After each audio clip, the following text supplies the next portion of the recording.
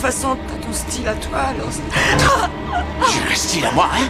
Il te plaît pas mon style? Promis que tu me taperais plus, je me tape Tu veux te battre toute seule, c'est ça, hein? Simplement parce que sa femme lui avait caché qu'elle rencontrait secrètement d'autres personnes. Ike gifla violemment Tina au visage. Tina était terrifiée. Elle le supplia de ne plus la frapper. Mais Ike leva quand même le poing et la frappa à plusieurs reprises. Puis il attrapa Tina et la traîna de force dans la chambre, ignorant complètement les enfants qui se tenaient à la porte, ainsi que la meilleure amie de Tina. Tu veux me quitter maintenant?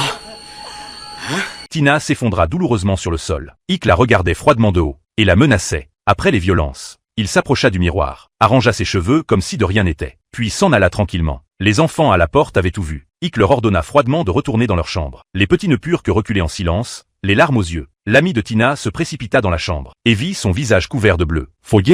Elle insulta Ike en le traitant de bête sauvage, mais Tina continuait de le défendre. Vous comprenez rien à ce qu'il est. Il y a un tas de gens qui font pression sur lui tout le temps. Pour l'argent, pour la musique qui est pas si bien. Il y a tout le temps quelque chose et moi je l'aide comment? Je l'insulte alors que lui il essaie de se battre. Ça suffit, Anna. Faut que ça s'arrête, il y a des limites. Regarde-toi.